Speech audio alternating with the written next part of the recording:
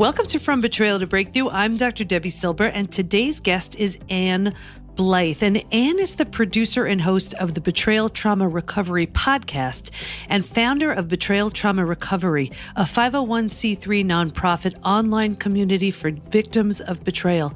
After years of attempting to help her husband recover from his pornography addiction, he was arrested for domestic violence in 2015.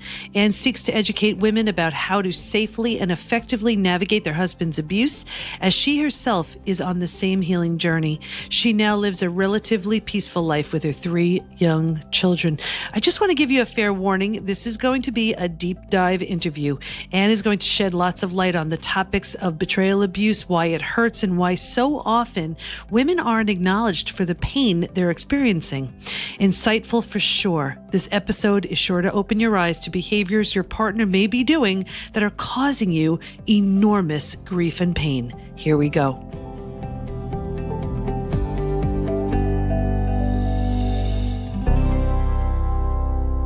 Okay, everybody. Today we have Anne Blythe with us, and you are going to just love this topic we're going to be talking about. But be warned, we're diving deep. So not for the meek, this topic, but we're going to be talking about reframing betrayal as abuse.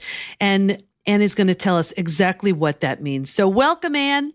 Hi, thank you so much for having me on, Dr. Silber. Oh, so excited to have you on with us. So let's just get started. You're the producer and host of Betrayal Trauma Recovery podcast and founder of Betrayal Trauma Recovery, which is just an amazing organization. So you come across many, many women who have been so hard hit by betrayal and just hurt so deeply. And you understand truly the depth of pain that these women experience. So at Betrayal Trauma Recovery, you approach things like lies and manipulation, gaslighting, all as forms of betrayal, as well as porn use and infidelity. You see these all as abusive behaviors. Let's just dive in with that right there. Why are these all abusive? Well, let's just start with lies and manipulation at the very core. When someone is trying to control the narrative, and they're trying to manipulate reality to have you see them in a certain light so that you don't actually know the truth of who they really are or what they're really doing, and you're in an intimate relationship with them, that in essence is a lack of consent because you don't understand truly what your true relationship is with that person. And it's also a form of control, which is the heart of abuse. So if you kind of boil that down to maybe not all, but in most cases of infidelity, there's lies and manipulation around it. And same thing with porn use. There's lies and manipulation to say, oh, no, this doesn't hurt you. This doesn't hurt me. Or alternatively, they swear they don't do it, right? So that type of behavior where you are purposefully manipulating someone to control the narrative of how they perceive you is abuse. Can you talk a little bit about gaslighting? Because it's a topic that is so common, but I believe pretty misunderstood or just not understood nearly well enough. And I know a lot of the women who go through your program and listen to your podcast are the victims of gaslighting. Can you just explain that a little bit? Yeah, gaslighting is in essence the manipulation of reality. I think before I learned about gaslighting, I did it a little bit with my kids. They'd say, hey, Mom, I don't want to, I'd say, we're going to go to the store, right? And they'd say, I don't want to go to the store. And I'd say, oh, you love going to the store. What are you talking about? So just trying to sort of like manipulate someone into being like, yeah, you want to go? Come on, let's go. Rather than saying, oh, you don't like the store? Tell me about that, right? I mean, so we all do it to some tiny degree with our children. And I'm working on that actually. Since I found out about gaslighting, I'm thinking, oh, okay, I need to figure out a way to have an honest discussion and say, I'm sorry you don't like going to the store, but we need to go and you need to come with me. That might be a way to do it with children. With our spouses, when gaslighting becomes abusive is when it is done purposefully to deceive and to blame shift. So, for example, a classic experience many of my listeners have is their husband might get home late. And they'll say, you were supposed to be home at 6, here it is 2 hours later. Where were you? And instead of him giving a reasonable answer and a calm answer, like, I am so sorry. I got a flat tire and this is what happened. And I'm sorry I didn't call you. Right? That would be a reasonable answer. Instead, it's, I worked so hard for you. Why don't you respect me? They respond with defensiveness and then attack. Another way that I describe gaslighting is in DARVO, which is D for deny, A for attack, and R for reverse the victim and offender role. So anytime you've got a situation where you confront someone about something and they deny it and then go on the attack, you've got a abusive gaslighting situation going on where, and that reality gets very, very confusing at that point. And it's like, whoa, like, was I crazy? Did I do this? I don't know. And at that point, women start doing things like writing things down so they know they're not crazy, or collecting documents or papers or, things like that, so that they can have some hold on reality, because that type of gaslighting is really, really difficult. Yeah. And I was just going to say, I work with so many women who they say that. They say, I feel like I'm going crazy. I could have sworn he said, using your example, he'll be home at 6. And he's saying, no, I never said that, or denying it, or, and completely blaming and then getting defensive. And then so many of these women just assume, well, it must be my mistake. And it's to keep them off kilter, and it's crushing their self-esteem and their confidence. And I guess over time, they start believing all of that. Yeah. That's the kiss of death right there. Yeah, one of the worst gaslighting incidents I experienced personally was when my husband told me in a very calm voice one day, and I didn't know at the time that he had started using porn again. And he said, I have to tell you something. Every time I've told you that you were beautiful over the course of our marriage, I was lying. Ugh. I've never thought you were beautiful. And I was like, what? No. And I said, that's not true. Blah, blah, blah. I went through it. And then I was so upset by this, because it was awful, that I told my family and I told my clergy. And the clergy said to him, so you told her this? And he said, no, I never did. And then after that, he completely denied it. I don't know what she's talking about. That never happened. That's not how it happened. And it was just so like, what? Like, that's devastating. Where we had that conversation, like, how would I forget or misremember such a traumatic conversation in the first place? And a few things, first of all, everybody is going to be getting this by audio, but I'm looking at Anne and she's magnificent. She's radiant. She's glowing. She is beautiful. So first of all, that's crazy.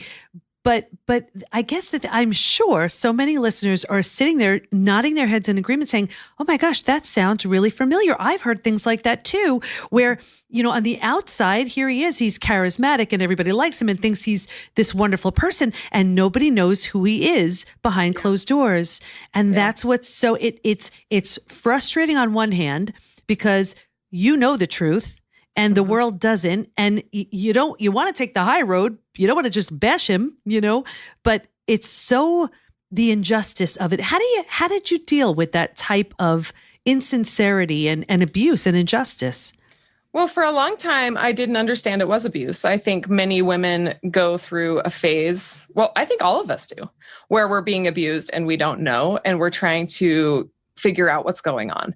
Does he have a personality disorder? Is this an addiction? Et cetera, et cetera. We don't really understand it. And then after I realized it was abuse, and after I realized that his story was so different, and also experiencing the stories of thousands of women through our community, right? The injustice of it is heartbreaking. And that is partly why I started Betrayal Trauma Recovery, was first of all, because I felt like my clergy or even therapists that I dealt with would not hear me. I was going to them basically screaming and yelling, waving my hands around, saying, this isn't true. I need help. And they just said, no, you need to stop asking questions. Why are you making such a big deal out of this? Calm down, And you know what? And I want you to keep going with that, but I have to interject this because this is so important for everyone listening. You have to be so careful with the therapist that you choose, because if they're not trained in narcissistic behavior or this type of behavior, the abusive partner will manipulate the therapist. Mm-hmm. Yeah. Well, and then you get abused by proxy, by clergy or by the therapist. So then it's like all these quote unquote helping professionals who are harming you further because they're just an extension of the abuse. So the injustice is so extreme. I'm a religious person, and I remember praying to God, but it wasn't praying. It was more like screaming and jumping up and down with my fists, like, why is this happening? Where is the justice? And I don't know the answer to those questions, but I do know that as I have taken the time to heal, and as I've seen women come to our community and heal, that my life has become immeasurably better, that I have felt peace, and that I have moved forward with my life. And I think that justice, even if that doesn't come, we can feel peace and we can move forward with boundaries as we set boundaries, as we find a really supportive network. And I wish I knew the answers for how that's all going to work out. But I do think that in the future, so at some point, or maybe not until the next life, I have no idea, that I will see him receive his, the fruits of his labor, which will be very sad. Yeah. Right? And, I always tell people healing is our job, but justice, that's karma's.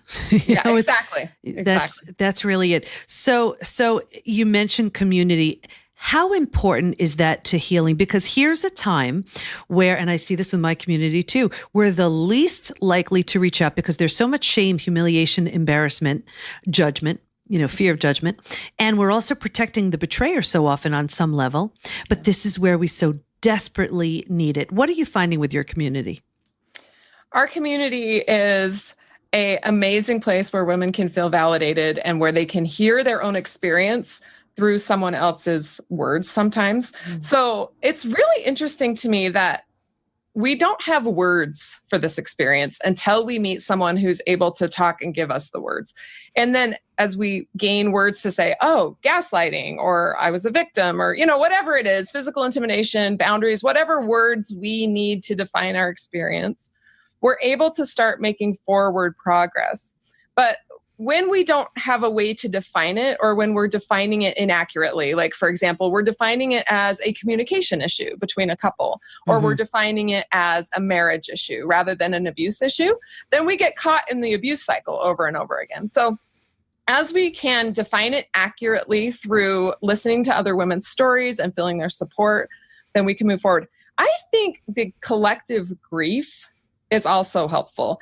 And part of that is that as I felt grief with my own experience, and then I created this community, and women were coming from all over the world, and just sitting together in our pain and having someone not say it's okay, right? Having someone say, this is so bad. And we all just sat there and thought, this is so bad. And it was so healing, because you don't want to hear like someone say, oh, it's not that bad, when your whole life is being destroyed. So the collective grief, the collective validation, the collective words that we learn, the way to talk about it is all helpful. And it doesn't just help victims.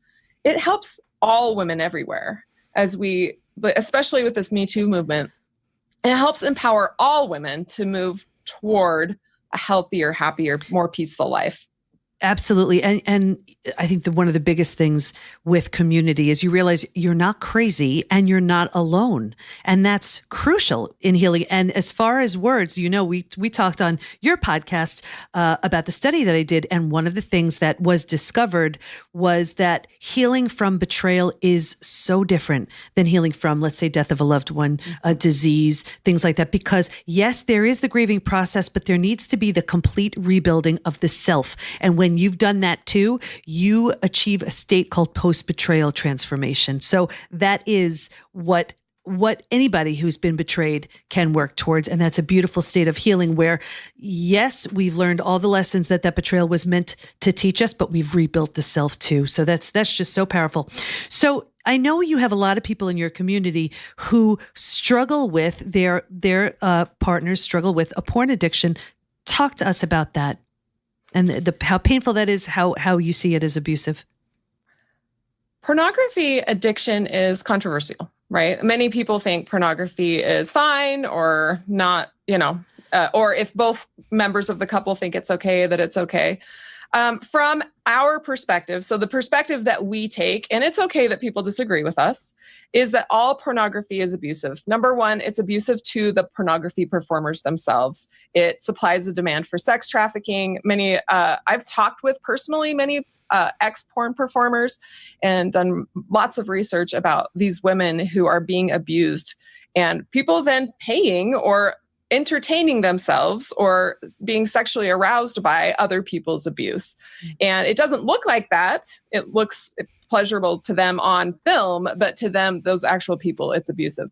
And then secondly, if a wife feels like that's a betrayal. So for example, in my religious community, pornography is prohibited. So if you use pornography, then you're breaking a commandment in my religious community. And with a lot of the women that we deal with, it's the same in their communities. We also have a lot of like agnostic women in our community who just think it's ethically wrong. Mm-hmm. But so if you come from that perspective and your spouse is also quote unquote religious, and so you think, okay, well, he should be obeying the commandments. He attends church. He has this persona of obeying the commandments. And then I found out that he has been unfaithful with pornography as a form of adultery, and I didn't know. This is like an insidious lie that is a double life that is so devastating to so many women because they thought that the man that they married and the man that they see at church and the man that they see serving in their community is who he says he is, but he's not. He's living a double life. And that double life and deception and level of manipulation is extremely abusive to women. And I think, yeah. And whether it's through the use of porn or just even that double life, whatever that is, thinking that, your partner's in one place and they're somewhere else, or thinking that they love you and they don't, or thinking and believing or being led to believe one thing and that's not the case. It's that double life that just hurts so much. And one of the in my community, one of the biggest challenges is it's without our awareness or our consent. Someone chose to put their needs above ours, and it's intentional. And it's in that intentionality that's where the pain comes in. Because with something else, let's say the death of someone you love or some sort of devastating accident, well, it wasn't on purpose. But something like betrayal is on purpose. So what are the most common forms of abuse that you see in betrayal? I think the most common one we've already talked about would be lies and manipulation. I think the other one is devaluing their partner. So in order to make it okay for them to cheat on her, right? There's got to be some type of excuse. She's not beautiful. She doesn't do this for me. She doesn't do that for me. And so there has to be some intrinsic devaluing in order to justify your behavior. And that is abusive as well. So as my ex got more and more abusive, he started devaluing me more and more. We see that throughout our community. And that especially when women start setting boundaries, if they're not ready to make changes, then the devaluing process starts. And it is super painful and just horrific to watch someone who even, maybe a month ago said, I love you, you're amazing, say, no, I never loved you, I never cared about you. It just gets worse and worse. So that I think is probably the second thing I see the most. It's so painful. I call that the double-sided slap. It's like the slap on one side is just the pain of the betrayal, and then blaming it on the person who they hurt is just so crazy. You can't even find words for it. So why doesn't society understand, let's say, you explained porn as a form of abuse. Why do you see society as not really understanding that? I think we have at the core a oversexualized society. So at the core, it's widely accepted to objectify women, widely accepted to think that it's okay to be turned on by everything and everyone, and that is a good goal. Healthy sexuality is love, right? Healthy sexuality is a healthy, honest, open relationship with someone who you are committed to, that you can have an open relation. Sorry, I don't want to say open relationship. I mean, open communication with, right? And with society the way it is now, it's almost like an adrenaline hit all the time, right? Like the next hookup, the next like exciting thing. And love really isn't connected with sex in so many ways. And so I just think the current like situation with the misogyny that's rampant right now and the Me Too movement really shows that people don't understand the way that objectifying women harms them. And also we've had 5,000 years of men being the people that we trust.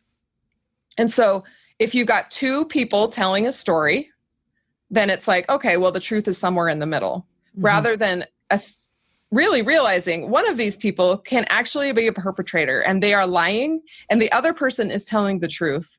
We've seen that in the Me Too movement, and we've seen that with like Bill Cosby or Harvey Weinstein, where we can have like 10, 20 women who are witnesses, and it's still difficult to hold this man accountable.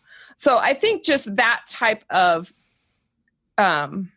society right now makes it very, very hard for women to see the truth, especially when they might have a therapist or a clergy or other people who are not believing them.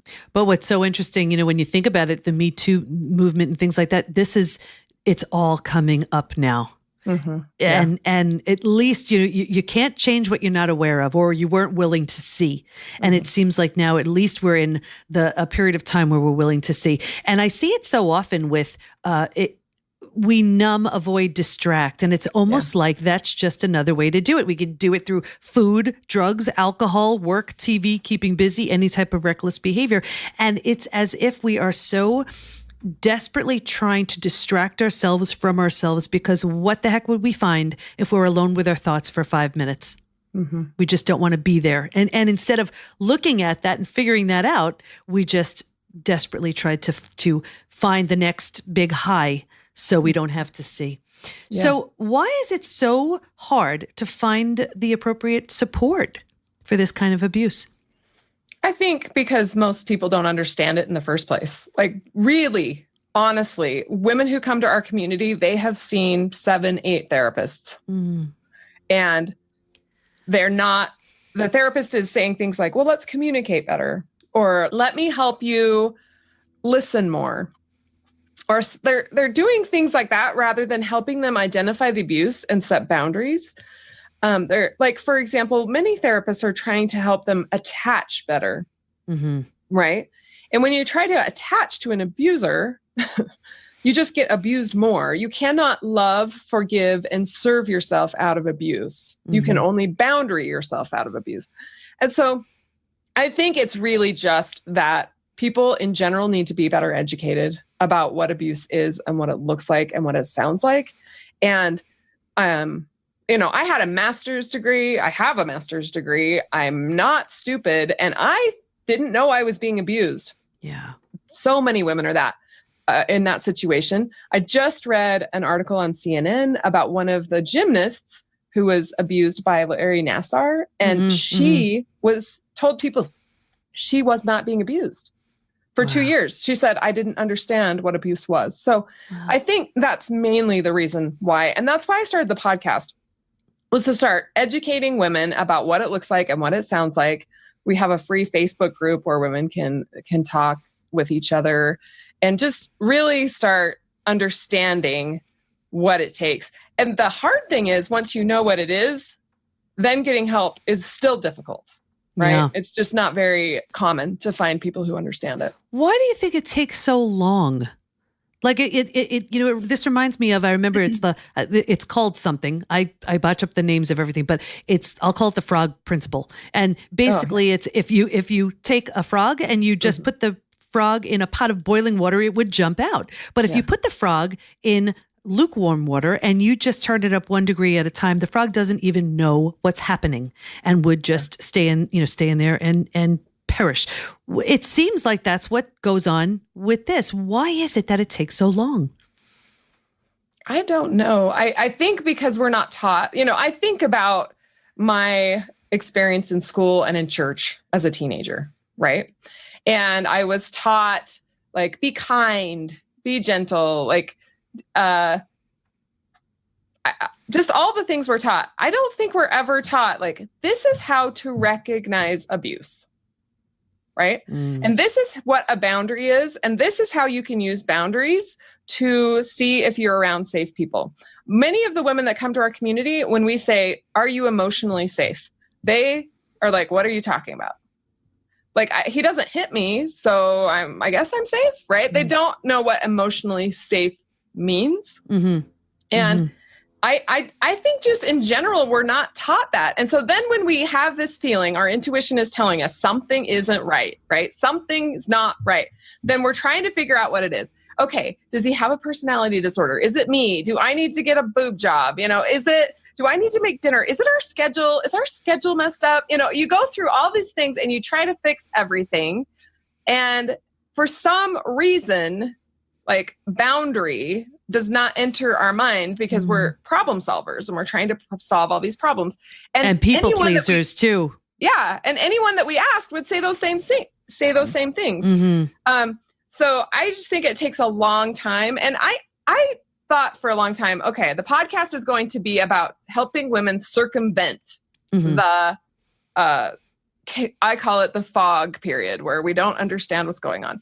But then I realized, I just think that's something that everybody has to go through on their own. I don't think that there's any way to circumvent it other than perhaps education a little earlier in life, like when our kids are teenagers or whatever. And I try to teach my kids about consent, and they're 9, 6, and 4, and I'm teaching about consent and teaching them these principles now in a hopes that they can avoid that in the future. Oh my gosh, when I think back to some of the classes I took in high school and college, wouldn't this be valuable?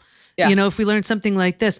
And what you're saying, it sounds like, is just be there when they fall. It's like you can't prevent it, but if you're just there for these women when they fall. So how can women who've been abused get the support that they need? What do you recommend? There's a lot of support if you know what to look for. Like, there's my podcast, Betrayal Trauma Recovery, podcasts like yours. There's a lot of books. I think that going down the narcissism trail helps a lot. And you're going to follow a bunch of different, I'll call them rabbit holes, right? You're going to try and you're going to learn about narcissism. Then you might learn about borderline personality disorder. Then you might learn about pornography addiction. You might learn about abuse. You're going to go down a bunch of different routes. And I think that process of education is really important. The internet is amazing. You can also get a lot of bad stuff on the internet. So finding a place where women have been through it is key. So Betrayal Trauma Recovery is a good place to start your podcast. And I also think really determining what would help you be safe and writing that down. I remember when I started, I actually wrote a list of unsafe people and safe people, like basically people who get it and people who don't get it. And I wrote it down and I said, okay, for the next little while, I'm not going to talk to these people and I'm going to get help from these other people. And that started me on the path. The path is one step at a time, maybe one book at a time, maybe one podcast at a time, maybe one person at a time, maybe one prayer at a time, depending on your religious persuasion. But it takes a while to get out of that fog. But I think the important thing is just start walking on that path and you will be led to the places and the people that you need to find. I think that's such beautiful advice. And I would just add to that, you want to do the research, you want to ruminate so you can find the meaning of the experience, but you don't want to marinate in it where you're just in it way too long and it doesn't bring you to anything more positive than you started with 100 billion times before that. So finding that balance. And what do you want to make sure everyone knows before we wrap up? That there is a very peaceful, happy life ahead of you. I just this morning woke up and I was remembering the first New Year's Eve after my ex was arrested. And I was hearing the fireworks go off and I was in my bed and I was just clawing at the sheets. I was bawling. I was in so much pain. I thought I was going to die. And it's 3 years later, and I haven't felt that intensity of pain for a long time. And I'm feeling very happy and very peaceful. And financially, things are still kind of difficult. I still have the consequences of that. But the peacefulness that I feel and the centeredness I feel now is so amazing. And we see that with women in our community every day. And so there is hope. There is peace. And I hated it when people would tell me it will get better. I hated it. I was like, no, it's not getting better. This is so bad. It's never going to get better. My life is over, right? And now I am saying it will get better, but it will only get better, I believe, if you start walking down that path, like Dr. Silber said, and you actually start the path to healing rather than marinating in that. You get educated and then you start walking out of the fog.